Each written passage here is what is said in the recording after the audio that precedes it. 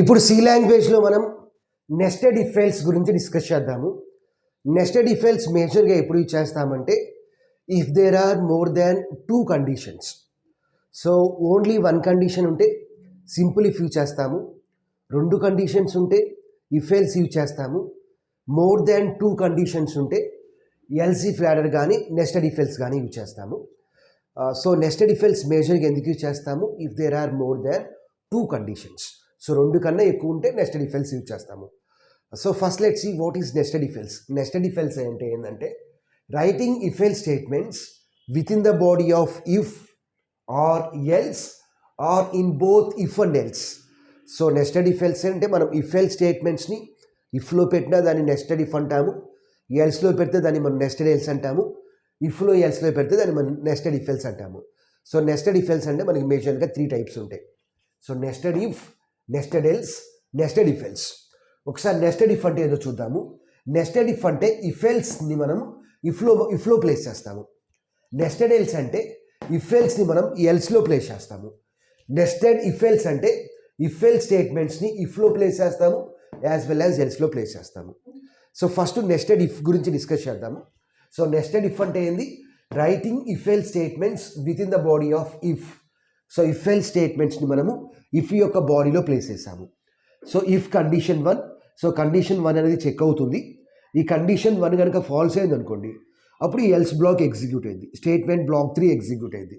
Suppose condition 1 కనుక true అయింది అనుకోండి, then condition 2 will be evaluated. So condition 2 కనుక ట్రూ అయింది అనుకోండి, స్టేట్మెంట్ బ్లాక్ 1 ఎగ్జిక్యూట్ అయింది.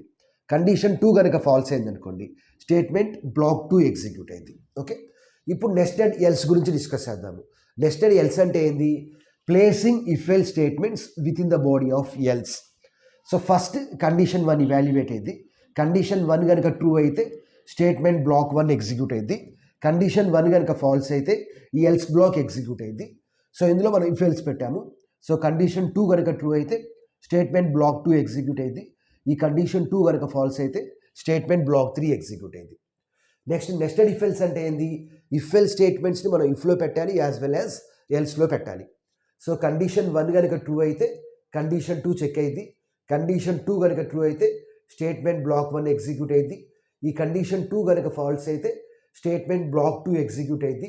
సపోజ్ ఈ కండిషన్ 1 ఫాల్స్ అయింది అనుకోండి, ఇప్పుడు ఎల్స్ బ్లాక్ ఎగ్జిక్యూట్ అయింది. సో కండిషన్ 3 చెక్ అయింది. కండిషన్ 3 కనుక ట్రూ అయితే ఈ స్టేట్మెంట్ బ్లాక్ 3 ఎగ్జిక్యూట్ అయింది. కండిషన్ 3 కనుక ఫాల్స్ అయితే స్టేట్మెంట్ బ్లాక్ 4 అనేది ఎగ్జిక్యూట్ అయింది. ఇప్పుడు మనం వీటి యొక్క ఫ్లో చార్ట్స్ డిస్కస్ చేద్దాము. సో నేను ఇక్కడ నెస్టెడ్ ఇఫ్ ఎల్స్ యొక్క ఫ్లో చార్ట్ డిస్కస్ చేస్తున్నాను. సో దాని నుంచి మీరు ఈజీగా నెస్టెడ్ ఇఫ్, నెస్టెడ్ ఎల్స్ కూడా డ్రా చేయొచ్చు. ఆ తర్వాత ఒక ప్రోగ్రామ్ రాద్దాము. So nested if else use చేసి రాద్దాము ప్రోగ్రామ్. సో మీరు దాని ప్రకారం నెస్టెడ్ ఇఫ్, నెస్టెడ్ ఎల్స్ కూడా రాయొచ్చు ఈజీగా. సో ఫస్ట్ ఏమైంది? కండిషన్ 1 అనేది చెక్ అయింది. సో కండిషన్కి మనం ఏమి యూజ్ చేస్తాము? రాంబస్ యూజ్ చేస్తాము. సో ఫస్ట్ కండిషన్ 1 చెక్ అయింది. కండిషన్ 1 ట్రూ అయితే ఈ బ్లాక్ ఎగ్జిక్యూట్ అయింది. ఫాల్స్ అయితే ఈ బ్లాక్ ఎగ్జిక్యూట్ అయింది. సో కండిషన్ 1 కనుక ట్రూ అయితే కండిషన్ 2 అనేది చెక్ అవుతుంది.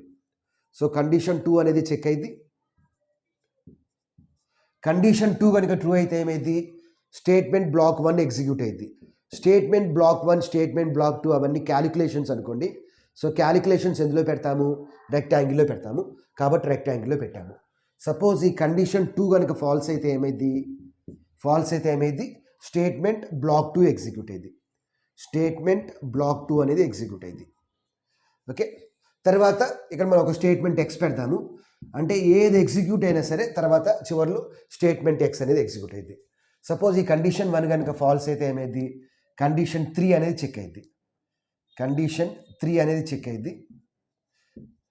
ఈ కండిషన్ 3 కనుక ట్రూ అయితే ఏమైంది? కండిషన్ 3 కనుక ట్రూ అయితే స్టేట్మెంట్ బ్లాక్ 3 ఎగ్జిక్యూట్ అయింది. తర్వాత స్టేట్మెంట్ ఎక్స్ ఎగ్జిక్యూట్ అయింది. సపోజ్ కండిషన్ 3 కనుక ఫాల్స్ అయితే ఏమైంది? స్టేట్మెంట్ బ్లాక్ 4 అనేది ఎగ్జిక్యూట్ అయింది. స్టేట్మెంట్ బ్లాక్ 4 అనేది ఎగ్జిక్యూట్ అయింది. సో తర్వాత స్టేట్మెంట్ ఎక్స్ ఎగ్జిక్యూట్ అయింది. ఓకే, సో అన్ని వేళ ఎగ్జిక్యూట్ అయింది కాబట్టి ఒక కనెక్టర్ యూజ్ చేద్దాము.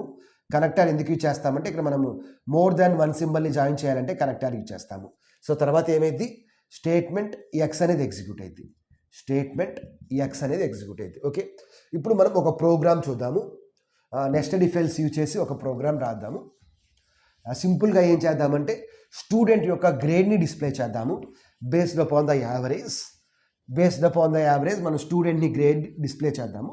సపోజ్ యావరేజ్ కనుక గ్రేటర్ దాన్ 90 కనుక ఉంటే అప్పుడు ఏ గ్రేడ్ అని చెప్పి డిస్ప్లే చేయండి. తర్వాత greater than or equal to 80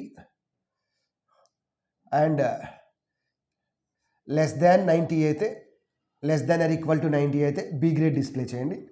greater than or equal to 70 and less than or equal to 80 అయితే సి గ్రేడ్ డిస్ప్లే చేయండి. సో గ్రేటర్ దాన్ పెడదాము, greater than, less than. So next ఇక్కడ equal to పెడదాము, ఇక్కడ equal to పెడదాము. Next greater than 60 and less than or equal to 70 అయితే D grade పెడదాము. Otherwise E grade display చేద్దాము. So based upon the average చేద్దాము. So first ఏంది, ఇక్కడ మనం నెస్టెడ్ ఇఫ్ యూజ్ చేయొచ్చు, నెస్టెడ్ ఎల్స్ యూజ్ చేయొచ్చు, నెస్టెడ్ ఇఫ్ ఎల్స్ యూజ్ చేయొచ్చు. బట్ కండిషన్స్ 4 కండిషన్స్ ఉన్నాయి కాబట్టి మనం నెస్టెడ్ ఎల్స్ యూజ్ చేద్దాము. నెస్టెడ్ ఎల్స్ అంటే ఏంది, ఇఫ్ ఎల్ స్టేట్మెంట్స్ని ఎల్స్లో పెట్టాలి. Okay, if average is greater than 90 then what is the grade, print of A grade. Nested else use చేద్దాము. So based upon the program మనం రాయాలి. నెస్టెడ్ ఇఫ్ ఎప్పుడు యూజ్ చేస్తామంటే సపోజ్ మనకి మినిమం వాల్యూ మ్యాక్సిమం వాల్యూ కనుక తెలిస్తే nested if use చేస్తాము. ఇక్కడ మినిమం మ్యాక్సిమం అంటూ ఏం లేదు. సపోజ్ ఎలక్ట్రిసిటీ బిల్ ఉందనుకోండి, 0 అనేది మినిమం వాల్యూ, 1000 అనేది మ్యాక్సిమం వాల్యూ, అట్లా ఉండొచ్చు. అటువంటి టైప్ ఆఫ్ సిచ్యువేషన్లో మనం నెస్టెడ్ ఇఫ్ యూజ్ చేస్తాము. ఇటువంటి ఎగ్జాంపుల్స్లో నెస్టెడ్ ఎల్స్ యూజ్ చేస్తాము. సో ఇప్పుడు మనం ఇఫ్ ఎల్స్లో బాడీని పెడదాం. ఓకే, ఎన్ని కండిషన్స్ ఉన్నాయి, 4 కండిషన్స్ ఉన్నాయి ఇంకా. సో ఫస్ట్ కండిషన్ ఏంది, second condition, if average is greater దాన్ 80 రెండు ట్రూ అవ్వాలి. అండ్ యావరేజ్ ఈజ్ కాబట్టి రెండు ట్రూ అవ్వాలి కాబట్టి లాజికల్ అండ్ యూజ్ చేయాలి. Less than or equal to 90 so print of B grade. So ఇంకా ఎన్ని కండిషన్స్ ఉన్నాయి, ఇది అయిపోయింది. ఇంకా 3 కండిషన్స్ ఉన్నాయి కాబట్టి ఇంకొక ఎల్స్ రాయండి,